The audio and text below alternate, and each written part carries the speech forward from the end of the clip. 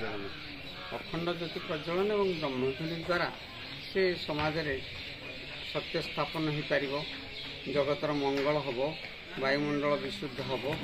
संसार में सुवृष्टि हम समाज में शस्य उत्पादित हम ये सब सब लक्ष्य को लेकिन जगत कल्याण ये अनुष्ठान सब करते सबू अंचल कटक जिले में ढेंकानाल जिले में पुरी जिले में विभिन्न स्थान में मोर विशेषकर खुंटुणी मालविहारपुर पटिया डमणा ढेंकानाल अंगारबंध ब्रह्मपुर जका मढ़ी ये सब स्थान में ब्रह्मध्वनि स्थापन कलापर शेष ब्रह्मध्वनि थी 1874 माघ शुक्ल चतुर्दशी जोरंदा 21 हाथिया टुंगी निर्माण हो ब्रह्मध्वनि स्थापन कराइला से दिन ठार प्रति वार्षिक ये महिमा अनेक ब्रह्मध्वनि बा महिमा माघ मेला जहाँ कहते से पालित होता 152तम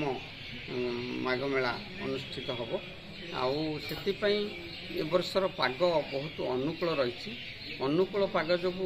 लक्ष लक्ष लोक बहु संख्यार आसवे बोली शुणा जापाई बाबा माने महिमा गादी आश्रम मंडल एवं तत्संलग्न जिते स्थान अच्छी ये 80 एकर एरिया भितर समस्त सफा सुतरा कर सारे मंदिर मानकर विभिन्न सुविधा कराई भक्त मान आउ महिमा प्रभुंर लगी सब जो आढ़ेणी तरास छत्र ये सब से गोटे मकर तोरण बृहत भाव में चलित वर्ष निर्मित होती प्राय पूर्वर मकर तोरण प्राय 60 वर्ष पूर्व थिला से नष्ट हो बसला तेणु नुआ मकर तोरण निर्मित होती आ सुना रूपा छत्र ठार आरंभ कर जहाँ सब प्रदर्शित हवा कथा मेला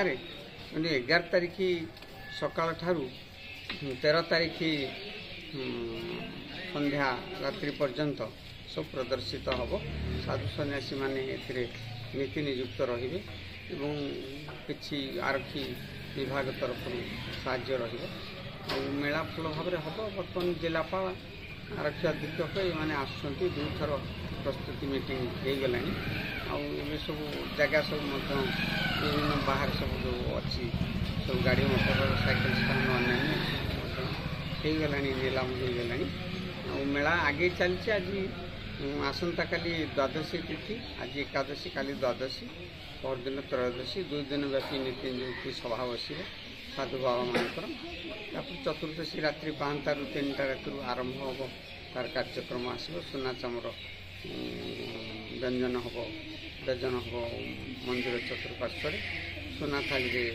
भोग दिज्व आ सुना छत्र प्रदर्शित हम